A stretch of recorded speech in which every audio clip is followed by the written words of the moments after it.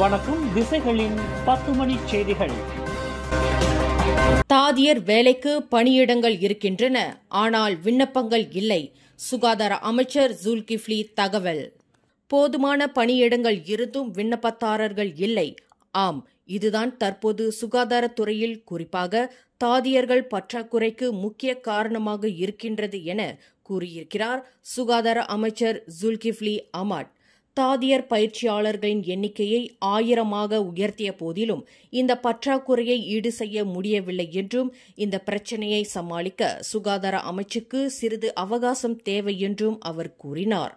மேலும் 2020 முதல் கடந்த ஆண்டு வரை 2141 தாதியர்கள் உட்பட மொத்தம் 6919 சுகாதார பணியாளர்கள் அதிக சலுகைக்காக தனியார் துறைக்கு மாறியுள்ளதாகவும் அவர் குறிப்பிட்டார். இந்த பற்றாக்குறையை சமாளிக்க தனியார் துறையுடன் இணைந்து இடைக்கால நடவடிக்கைகள், வெளிநாட்டு தாதியர்களை நியமிப்பது போன்ற பல்வேறு அணுகுமுறைகளை சுகாதார அமைச்சு மேற்கொண்டு வருவதாகவும், அதே சமயம் தாதியர்களின் ஊதிய உயர்வும் சலுகைகளும் அவர்களின் மன உறுதியை உயர்த்துவதற்காகவே என்றும் ஜுல்கிஃப்லி அஹ்மத் வலியுறுத்தினார். தெலங்கானா புலாவ் பரந்தியான் அருகே நேற்றிரவு படகு கவிழ்ந்த விபத்தில் உயிரிழந்த 3 பேரின் உடல்கள் தகனம் செய்வதற்காக பட்டவத்துக்கும் சுங்காய்பட்டாணிக்கும் கொண்டு செல்லப்பட்டன. 40 வயதான எஸ் ஆறுமுகம், அவரது 3 வயது மகள் ஏ சர்விகா, 10 வயது உறவினர் வி வெண்பணி ஆகியோர் இத்துயர சம்பவத்தில் உயிரிழந்தவர்களாவர். பிரேத பரிசோதனை முடிந்துள்ள நிலையில் 3 உடல்களும் அவர்களது குடும்பத்தினரிடம் ஒப்படைக்கப்பட்டதாக தெலங்கானா மாநில முதல்வரின் இஸ்லாம் அல்லாத விவகாரங்களுக்கான சிறப்பு அதிகாரி டாக்டர் கே பாலச்சந்திரன் தெரிவித்தார். அப்படகில் பயணித்த இந்த 15 பேரும் ஒரே குடும்பத்தைச் சேர்ந்தவர்கள் என்றும், அவர்கள் வெள்ளிக்கிழமை விடுமுறைக்கு வந்து இன்று சுங்காய்பட்டாணிக்கும் பட்டவோத்திற்கும் திரும்பவிருந்ததாகவும் தெரிவிக்கப்பட்டுள்ளது. இந்த விபத்தில் புலாவ் பரந்தியானில் சிறிய தீவிலிருந்து பெரிய தீவிற்கு இரவு உணவு முடிந்து திரும்பிக் கொண்டிருந்த போது எதிர்பாராத விதமாக ஏற்பட்ட பெரும் அலைகள் படகை கவிழ்த்ததால் 3 உயிரிழந்துள்ளனர். இந்த சம்பவத்தில் உயிர் பிழைத்தவர்களும் உயிரிழந்தவர்களின் குடும்பத்தினரும் இன்னும் அதிர்ச்சியிலும் துக்கத்திலும் உள்ளனர். அம்னோ கட்சியின் செம்புரோங் கிளையின் முன்னாள் தலைவர் டத்தோஸ்ரீ இஷாமுடின் உசேன் அவருக்கு விதிக்கப்பட்ட 6 ஆண்டு கால பணி நீக்கத்தை ரத்து செய்ய கோரி கடிதம் எழுதுமாறு அம்னோ துணைத் தலைவர் டத்தோஸ்ரீ முகமது ஆசான் அறிவுறுத்தியுள்ளார். முன்னாள் பாசேர்சாலா நாடாளுமன்ற உறுப்பினர் டத்தோஸ்ரீ தஜுடீன் அப்துல் ரஹ்மான் தனது நீக்கத்தை ரத்து செய்ய இதேபோன்று ஒரு கடிதம் எழுதியதாகவும் அதை செயற்குழு ஏற்றுக்கொண்டதாகவும் முகமது ஆசான் குறிப்பிட்டார். இருப்பினும் இஷாமுடின் உசேனின் நீக்கத்தை ரத்து செய்வதற்கான இறுதி முடிவு அம்னோ செயற்குழுவிடம் உள்ளது. வரவிருக்கும் பொதுத் தேர்தலை முன்னிட்டு கட்சியை வலுப்படுத்தும் நோக்கில் இஷாமுடினின் பணி நீக்கத்தை ரத்து செய்ய வேண்டும் என்று செம்புரோங் அம்னோ பிரிவு பரிந்துரைத்துள்ளது. விடுமுறை நாட்களில் மாணவர்கள் சுயமாக வாடகைக்கு எடுத்துச் செல்லும் பேருந்து பயணங்களை உயர்கல்வி நிறுவனங்கள் கண்காணிக்க வேண்டும் என்று உயர்கல்வி அமைச்சர் ஜம்ரி அப்துல் காதிர் வலியுறுத்தியுள்ளார். கடந்த ஜூன் 1ஆம் தேதியன்று பேரா கரிக் அருகே பேருந்து கவிழ்ந்த விபத்தில் 15 உப்சி மாணவர்கள் உயிரிழந்ததை அடுத்து இவ்வாறு அவர் வலியுறுத்தியுள்ளார். மாணவர்களின் பாதுகாப்பை உறுதி செய்ய பல்கலைக்கழகங்கள் இத்தகைய பயணங்களை உன்னிப்பாக கண்காணிக்க வேண்டும் என்றார் அமைச்சர். குறிப்பாக இனி மாணவர்கள் இரவு நேர பயணங்களை தவிர்த்து பகல் நேரத்தில் மட்டுமே பயணிக்க வழிவகை செய்ய வேண்டும் எனவும் யோசனை கூறியுள்ளார். சமூக வலைதளங்கள் உட்பட பல்வேறு தரப்பிலிருந்து வரும் பரிந்துரைகளை அமைச்சு கவனமாக பரிசீலித்து வருகிறது. மாணவர்களுக்கு ஏற்படும் எந்தவொரு துயரமான சம்பவத்தையும், குறிப்பாக உயிரிழப்புகளை விரைவாகவும் முழுமையாகவும் கையாள்வதில் அமைச்சகம் உறுதி பூண்டுள்ளது என்றார் அவர். ஆகஸ்ட் 1ஆம் தேதி முதல் செயல்பட இருக்கிறது பாசர்கூடாங் மருத்துவமனை. ஜோஹர் பாருவில் சுமார் 500 மில்லியன் ரிங்கெட் செலவில் கட்டப்பட்டுள்ள அம்மருத்துவமனை படிப்படியாக செயல்பட தொடங்கும். சுல்தானா அமினா மருத்துவமனை, சுல்தான் இஸ்மாயில் மருத்துவமனை ஆகியவற்றுக்கு பிறகு ஜோஹர் பாருவில் உள்ள 3வது பொது மருத்துவமனை இதுவாகும். முழுமையாக செயல்படும்போது இது மற்ற இரு மருத்துவமனைகளில் உள்ள நெரிசலை குறைக்கும் என சுகாதார அமைச்சர் டத்தோஸ்ரீ டாக்டர் ஜுல்கிஃப்லி அஹ்மத் நம்பிக்கை தெரிவித்தார். ஜூலை 2026க்குள் 1800க்கும் மேற்பட்ட ஊழியர்களுடன் பசிர்கூடாங் மருத்துவமனை முழுமையாக செயல்படும் என்றும், சுல்தானா அமினா 2 மருத்துவமனை திட்டத்திற்கான தொடக்கக்கட்ட பணிகள் தீவிரமாக நடைபெற்று வருவதாகவும் அவர் கூறினார். மலாக்கா ஆற்றில் ஆயிரக்கணக்கான மீன்கள் இறந்து மிதந்துள்ளன.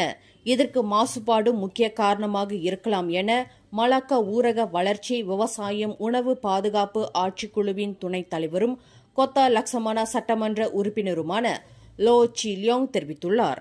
உடனடியாக சுத்தம் செய்யும் பணிகளை தொடங்கவும், சுற்றுச்சூழல் அமைப்பை பாதுகாக்கவும் மாநில அரசு தொடர்புடைய அனைத்து துறைகளுக்கும் உத்தரவிட்டுள்ளது என்று அவர் கூறினார்.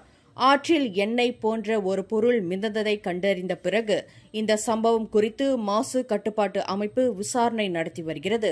மேலும் சட்டவிரோதமாக மாசுபடுத்திகளை வெளியேற்றியவர்கள் மீது கடுமையான நடவடிக்கை எடுக்கப்படும் என லோ சி லியோங் கூறினார்.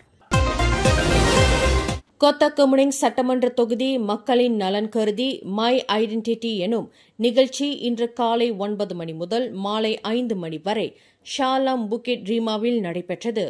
குடியுரிமை, பிறப்பு சான்றிதழ், தத்தெடுத்தல் நிலை, சிவப்பு அடையாள அட்டை போன்ற ஆவண பிரச்சினைகளை எதிர்கொள்ளும் மக்களுக்கு உதவும் வகையில் இந்த நிகழ்ச்சியை கொத்தகமுனிங் சட்டமன்ற உறுப்பினர் அலுவலகமும் பர்துபுகான் கபாஜிகான் குமஜுவான் மஷாரகாட் ஏற்பாடு செய்திருந்ததாக கொத்தகமுனிங் சட்டமன்ற உறுப்பினர் எஸ் பிரகாஷ் தெரிவித்தார். தேசிய பதிவிலாகா உட்பட பல அரசு துறைகளும் அரசு நிறுவனங்களும் நேரடியாக கலந்து கொண்டு முகப்புகளை அமைத்ததுடன் மக்களுக்கு தேவையான விளக்கங்களையும் வழிகாட்டுதல்களையும் வழங்கினர். இந்நிகழ்ச்சியில் சுமார் 200க்கும் மேற்பட்டோர் கலந்து கொண்டு பயனடைந்தனர். இதுபோன்ற ஆவண பிரச்சினைகளை தீர்ப்பதன் மூலம் மக்களுக்கு தேவையான உதவிகளை வழங்குவதே இந்த திட்டத்தின் முக்கிய நோக்கமாகும் என பிரகாஷ் தொடக்கி வைத்து உரையாற்றுகையில் இதனை குறிப்பிட்டார். அதே சமயம் கொத்தகமுனிங் சட்டமன்ற தொகுதியில் தொடரும் வெள்ள பிரச்சினையை தீர்க்க வெள்ள தணிப்பு திட்டங்களை விரைந்து செயல்படுத்தவும், தற்போதுள்ள அமைப்புகளின் செயல்திறனை மறுபரிசீலனை செய்யவும் அரசாங்கத்தை வலியுறுத்தியுள்ளார். அம்னோவும் தேசிய முன்னணியும் நம்பிக்கை கூட்டணியுடன் இணைந்து அமைத்துள்ள அரசாங்கம் அரசியல் நிலைத்தன்மையை உறுதி செய்வதற்கான ஒரு முதன்மை நடவடிக்கை என்று அம்னோ துணைத் தலைவர் டத்தோஸ்ரீ முகமது அசான் தெரிவித்துள்ளார். இது அம்னோ நம்பிக்கை கூட்டணியுடன் இணைந்தது என்று பொருள்படாது என்றும், அம்னோ அதன் பாரம்பரிய பங்காளிகளான மாசிசா, மாய்கா, சபா, பிபிஆர்எஸ் ஆகியவற்றுடன் தொடர்ந்து நிலைபெறும் என்றும் அவர் தெளிவுபடுத்தினார். 15வது பொது தேர்தலில் எந்த கூட்டணிக்கும் பெரும்பான்மை கிடைக்காததால் தேசிய நிலைத்தன்மைக்காகவே ஒற்றுமை அரசாங்கத்தில் இணைய முடிவு செய்யப்பட்டதாகவும் அவர் விளக்கினார். கடந்த பொது தேர்தல்களில் அம்னோ சந்தித்த தோல்விகளில் இருந்து பாடம் கற்றுக்கொள்ள வேண்டும் என்றும் முகமது அசான் வலியுறுத்தினார். மாட்சிமை தங்கிய மாமன்னர் சுல்தான் இப்ராஹிமை இன்று காவல்துறையின் புதிய தலைவர் டத்தோஸ்ரீ முகமது காலித் இஸ்மாயில் சந்தித்து பேசினார். இந்த சந்திப்பு ஜோஹர் பாருவில் நடைபெற்றது. மாமன்னர் சுல்தான் இப்ராஹிம் மலேசிய காவல்துறையின் கௌரவ ஆணையாளராகவும் உள்ளார் என்பது குறிப்பிடத்தக்கது. ஜோஹர் மாநில காவல்துறை தலைவர் டத்தோ எம் குமாரும் உடனிருந்தார். முகமது காலித் இஸ்மாயில் ஜூன் 20 அன்று நாட்டின் 15வது காவல்துறை தலைவராக நியமிக்கப்பட்டார். இவர் தான் ஸ்ரீ ரசாருடின் உசேனுக்கு பதிலாக பொறுப்பேற்றுள்ளார். தேசிய வனவியல் சட்டம் 2022 உடனடியாக செயல்படுத்த மாநில அரசுகளை சுற்றுச்சூழல் நிலைத்தன்மைக்கான துணை அமைச்சர் டத்தோஸ்ரீ ஹுவாங் தியோங்சி வலியுறுத்தியுள்ளார். நாட்டின் வனப்பகுதிகளை பாதுகாப்பதற்கும் மேம்படுத்துவதற்கும் இஃது உதவும் என்றார். இதுவரை கூட்டரசு பிரதேசங்களும் பெர்லிஸ் மாநிலமும் மட்டுமே இச்சட்ட திருத்தத்தை முழுமையாக ஏற்றுக்கொண்டுள்ளன. 1992 பிரேசிலின் ரியோ டி ஜெனரியோவில் நடைபெற்ற பூமி உச்சநிலை மாநாட்டில் அளித்த உறுதிமொழிக்கு இணங்க நாட்டின் நிலப்பரப்பில் குறைந்தது 50 விழுக்காடு காடுகளாலும் மரங்களாலும் மூடப்பட்டிருப்பதை உறுதிப்படுத்த அரசாங்கம் உறுதியாக உள்ளது. மேலும் உயிரியல் பன்முகத்தன்மையை பாதுகாப்பதற்கான சுற்றுச்சூழல் நிதி பரிமாற்றம் EFTக்கான நிதி இந்த ஆண்டு 200 மில்லியன் ரிங்கெட்டிலிருந்து 250 மில்லியன் ரிங்கெட்டாக அதிகரிக்கப்பட்டுள்ளது என்றார். அம்பாங் ஜெயா பண்டான் இண்டாவில் 13 வயது சிறுமி ஒருவரை அவரது தாயின் காதலர் பாலியல் வன்கொடுமை செய்த வழக்கில் 61 வயது முதியவர் ஒருவரும் அவரது 36 வயது காதலியும் கைது செய்யப்பட்டுள்ளனர். இச்சம்பவம் கடந்த ஆண்டு நடந்துள்ளதாகவும் அப்போது சிறுமியின் தாயும் உடன் இருந்ததாகவும் தொடக்கக்கட்ட விசாரணையில் தெரியவந்துள்ளது. தாயின் காதலன் தன்னை மீண்டும் பாலியல் வன்கொடுமை செய்ய திட்டமிட்டிருப்பதை அறிந்து சிறுமி போலீசில் புகார் அளித்துள்ளார். கைதான இருவரும் ஜூலை 4ஆம் தேதி வரை தடுப்பு காவலில் வைக்கப்பட்டுள்ளனர்.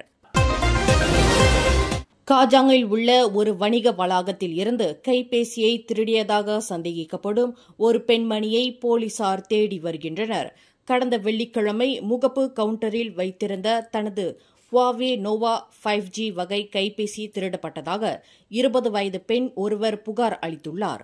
கண்காணிப்பு கேமரா காட்சிகளில் அப்பெண் கைபேசியை எடுப்பது பதிவாகியுள்ளதாக காஜாங் மாவட்ட காவல்துறை தலைவர் அசிஸ்டன்ட் கமிஷனர் நஸ்ருன் அப்துல் யூசுப் தெரிவித்தார். இந்த சம்பவம் குறித்து தகவல் தெரிந்தவர்கள் அருகில் உள்ள காவல் நிலையத்தை தொடர்பு கொள்ளுமாறு காவல்துறையினர் கேட்டுக் கொண்டுள்ளனர். மேலும் செய்திகளை தெரிந்து கொள்ள கீழே இருக்கும் பெல் பட்டனை அழுத்துங்கள். உங்கள் மகிழ்ச்சியை வெளிப்படுத்த லைக் மற்றும் ஷேர் செய்யுங்கள். தொடர்ந்து திசைகளோடு இணைந்திருக்க சப்ஸ்கிரைப் செய்யுங்கள்.